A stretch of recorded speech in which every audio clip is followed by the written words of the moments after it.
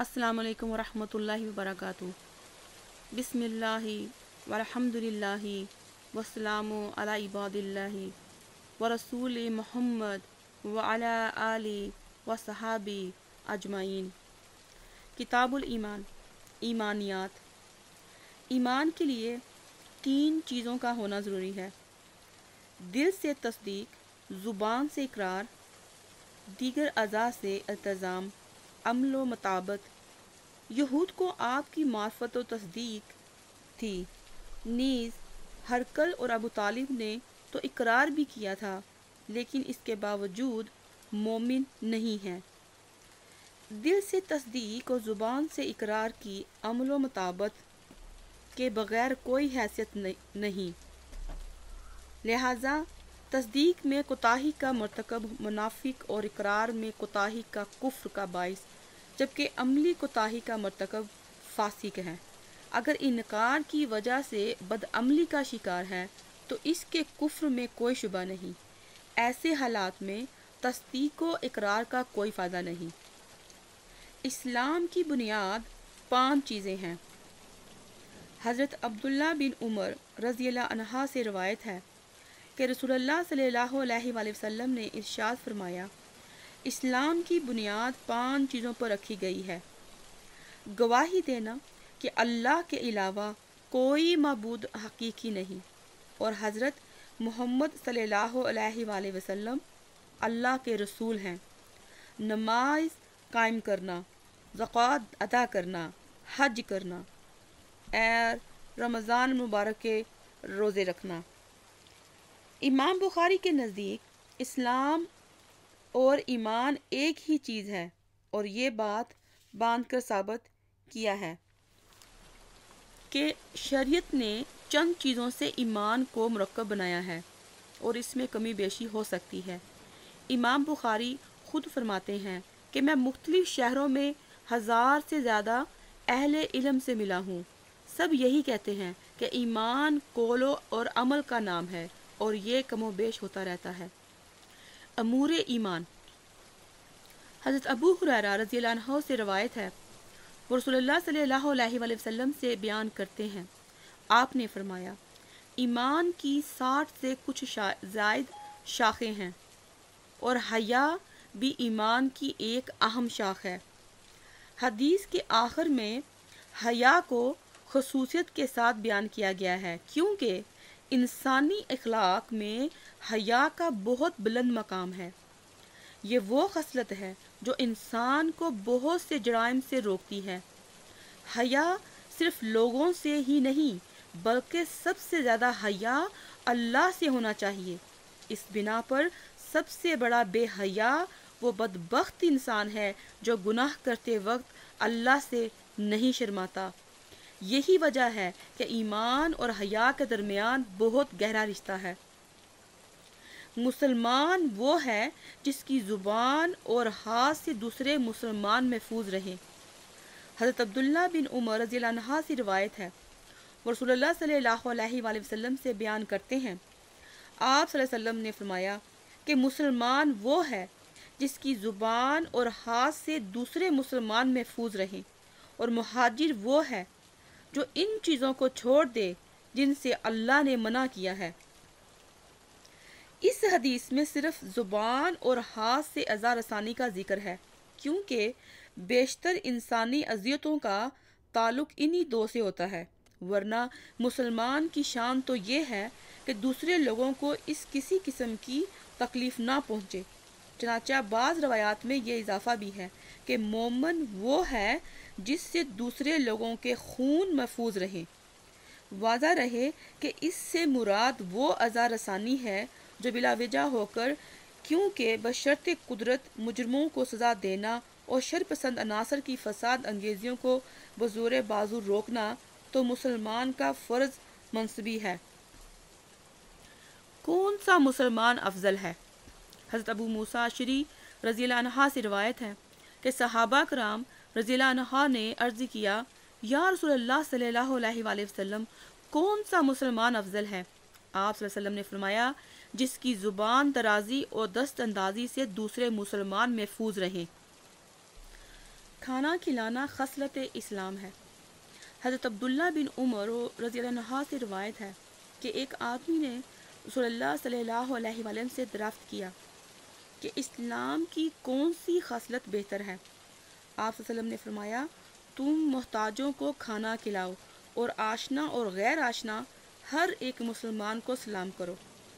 اس حدیث کے مطابق کھانا کھلانا اور سلام کرنے کو ایک بہترین عمل بنایا گیا ہے، جبکہ دوسری حدیث میں ذکر اللہ اور جہاد اور اطاعت والدین کو افضل قرار دیا گیا ہے۔ اس میں کوئی تضاد نہیں، بلکہ یہ فرق سائل کی حالت و ضرورت اور موقع محل کے لحاظ سے ہے۔ ایمان کی علامت ہے کہ اپنے بھائی کے لیے وہی پسند کرے جو اپنے لیے پسند کرتا ہے۔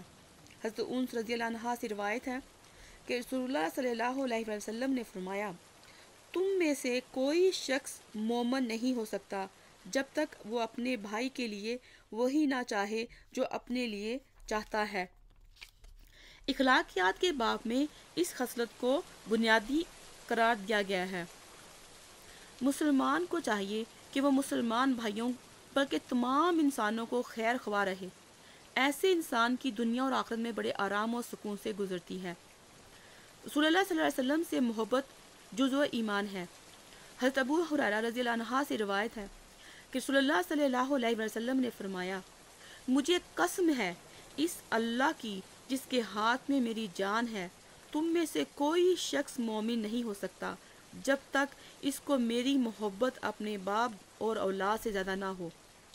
رسول اللہ صلی اللہ علیہ وآلہ وسلم سے طبعی محبت کے علاوہ ایمانی محبت کی بھی ضرورت ہے، ورنہ طبعی محبت تو جناب ابو طالب کو بھی تھی، لیکن اسے مومن نہیں کہا گیا۔ باپ اور اولاد کا خصوصیت سے ذکر فرمایا کیونکہ انسان ان سے بے حد محبت کرتا ہے۔ پھر باپ کو مقدم کیا کیونکہ باپ سب کا ہوتا ہے، جبکہ تمام کے لیے اولاد کا ہونا ضروری نہیں۔ حضرت انس رضی اللہ عنہ نے بھی اس حدیث کو اس طرح بیان کیا ہے، لیکن اس کے آخر میں باپ اور اولاد کے ساتھ تمام لوگوں سے زیادہ محبت کا اضافہ کیا ہے۔ ایک دوسری روایت میں ہے کہ جب تک انسان رسول اللہ صلی اللہ علیہ وسلم کی ذات گرامی کو اپنی جان سے بھی زیادہ عزیز نہ سمجھے، اس وقت تک ایمان کی تکمیل نہیں ہوتی۔ ایمان کی شیرنی۔ حضرت انس رضی اللہ عنہ سے روایت ہے کہ رسول اللہ صلی اللہ علیہ وسلم نے فرمایا، ایمان کی مٹھاس اسی کو نصیب ہوگی جس میں تین باتیں ہوں گی، ایک یہ کہ اللہ اور اس کے رسول اللہ صلی اللہ علیہ وسلم سے محبت اس کو سب سے زیادہ ہو، دوسری یہ کہ صرف اللہ ہی کے لیے کسی سے دوستی رکھے، تیسری یہ کہ دوبارہ کافر بننا اسے ایسا ہی ناگوار ہو جیسے آگ میں جھونکا جانا ہوتا ہے۔ معلوم ہوا کہ مار پیٹ اور ذلت و رسوائی کو کفر پر ترجیح دینا باعث فضیلت ہے۔ اگرچہ ایمان ایسی چیز ہے جسے زبان سے چکھا جا سکے، تاہم اس میں غیر مری مٹھاس اور لذت ہوتی ہے۔ یہ اس شخص کو محسوس ہوتی ہے جو حدیث میں مذکور مقام پر پہنچ جائے۔ بعض اوقات تو یہ چاشنی اس حد تک محسوس ہوتی ہے کہ بندہ مومن ایمان پر اپنی جان قربان کرنے کے لیے بھی تیار ہو جاتا ہے۔ ایسا انسان نیکی اور اطاعت کے کام کرنے میں لذت اور فرحت محسوس کرتا ہے۔ انصار سے محبت علامت کا ایمان ہے۔ حضرت انس رضی اللہ عنہ سے ہی روایت ہے کہ رسول اللہ صلی اللہ علیہ وآلہ وسلم نے فرمایا، ایمان کی نشانی انصار سے محبت رکھنا اور نفاق کی نشانی انصار سے بغض رکھنا ہے۔ انصار مدینہ منورہ کے وہ لوگ ہیں جنہوں نے رسول اللہ صلی اللہ علیہ وآلہ وسلم کو پناہ دی اور ایسے وقت میں آپ کا ساتھ دیا جبکہ اور کوئی قوم آپ کی مدد کے لیے تیار نہ تھی۔ پہلے یہ لوگ بنو قیلہ کے نام سے مشہور تھے۔ رسول اللہ صلی اللہ علیہ وآلہ وسلم نے ان کا نام انصار رکھا۔ انصار سے آپ کے مددگار اور معاون کی حیثیت سے محبت کرنا مراد ہے۔ شخصی طور پر کسی سے اختلاف و جھگڑا ہونا اس کے منافی نہیں۔ حضرت عبداللہ بن مسامت رضی اللہ عنہ کا بیان ہے کہ رسول اللہ صلی اللہ علیہ وسلم کے ارد گرد صحابہ رضی اللہ عنہ کی ایک جماعت تھی، تو آپ نے فرمایا، تم سب مجھ سے اس بات پر بیعت کرو کہ اللہ کے ساتھ کسی کو شریک نہ ٹھہراؤ گے، چوری نہیں کرو گے، زنا نہیں کرو گے، اپنی اولاد کو قتل نہیں کرو گے، اپنے ہاتھ اور پاؤں کے سامنے دیدہ دانستہ کسی پر افطرا پردازی نہیں کرو گے، اور اچھے کاموں میں نافرمانی نہ کرو گے۔ پھر جو کوئی تم میں سے یہ عہد پورا کرے گا اس کا ثواب اللہ کے ذمہ ہے، اور جو کوئی ان گناہوں میں سے کچھ کر بیٹھے اور اسے دنیا میں اس کی سزا مل جائے تو اس کا گناہ اتر جائے گا، اور جو کوئی ان جرائم میں سے کسی کا ارتکاب کرے پھر اللہ نے دنیا میں اس کی پردہ پوشی فرمائی تو وہ اللہ کے حوالے ہے، اگر چاہے تو قیامت کے دن اسے معاف کرے یا سزا دے۔ ہم نے ان سب شرطوں پر رسول اللہ صلی اللہ علیہ وسلم سے بیعت کر لی۔